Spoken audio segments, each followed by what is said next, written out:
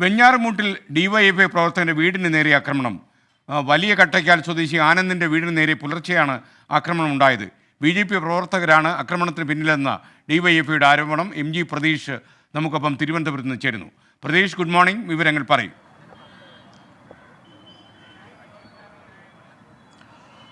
Good morning SKN. നവകേരള സദസ്സുമായി ബന്ധപ്പെട്ട് കഴിഞ്ഞ കുറച്ച് ദിവസങ്ങളായി വെഞ്ഞാറമൂട്ടിൽ വലിയ സംഘർഷങ്ങളും ഏറ്റുമുട്ടലുകളും നിലനിൽക്കുന്നുണ്ട്. ഈ നവകേരള സദസ്സ് കടന്നുപോകുന്ന സമയത്ത് കോൺഗ്രസും DYFI പ്രവർത്തകരും BJPയും അടക്കം അവിടെ സംഘർഷത്തിലാകുന്ന ഒരു സാഹചര്യം ഉണ്ടായിരുന്നു. കഴിഞ്ഞ ദിവസത്തിൽ ABUP പ്രവർത്തകർ DYFI പ്രവർത്തകരെ മർദ്ദിച്ചു എന്നുള്ള പരാതിയും ഉയർന്നിരുന്നു. ഇതിന് പിന്നാലെയാണ് ഇന്ന് പുലർച്ചെ DYFI പ്രവർത്തകന്റെ വീട് കയറി ആക്രമണം ഉണ്ടായിരിക്കുന്നത്.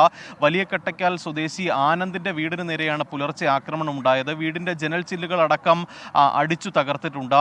മാത്രമല്ല, ഈ ആക്രമണത്തിൽ ആനന്ദിനും അമ്മയ്ക്കും പരിക്കേറ്റു. ഈ പരിക്കേറ്റ രണ്ടുപേരെയും നിലവിൽ ഗോകുലം മെഡിക്കൽ കോളേജ് ആശുപത്രിയിലാണ് പ്രവേശിപ്പിച്ചിരിക്കുന്നത്. ഈ ആക്രമണത്തിന് പിന്നിൽ BJP പ്രവർത്തകരെന്നാണ് DYFI ആരോപിക്കുന്നത്. കാരണം ഈ നേരത്തെ സൂചിപ്പിച്ചതുപോലെ തന്നെ ഈ മുഖ്യമന്ത്രിയുടെ പരിപാടിയായി ബന്ധപ്പെട്ട നേരത്തെ തന്നെ ചില സംഘർഷങ്ങൾ BJPയും DYFI പ്രവർത്തകരും തമ്മിൽ നടന്നിരുന്നു. ഇതിന്റെ ഫലമായി ഉള്ള ഒരു പകപോക്കലാണ് ഇപ്പോൾ BJP പ്രവർത്തകർ നടത്തിയിരിക്കുന്നതെന്ന് DYFI പ്രവർത്തകർ ആരോപിക്കുന്നുണ്ട്. ഈ കേസിൽ നിലവിൽ ആരെയും പോലീസ് പിടികൂടിയിട്ടില്ല. ഈ ആരോപണത്തിൽ വിശദമായ അന്വേഷണം നടത്തുമെന്നതാണ് വെഞ്ഞാറമൂട് പോലീസ് അറിയിച്ചിരിക്കുന്നത്. വലിയ തരത്തിലുള്ള സംഘർഷങ്ങളായിരുന്നു കഴിഞ്ഞ ദിവസം ഇതുമായി ബന്ധപ്പെട്ട് നടന്നത്. അതിന്റെ തുടർച്ചയായുള്ള സംഘർഷങ്ങളും ഏറ്റുമുട്ടലുകളും ആക്രമണങ്ങളുമാണ് ഇപ്പോഴും വെഞ്ഞാറമൂട്ടിൽ നടന്നു വരുന്നത്. SKN.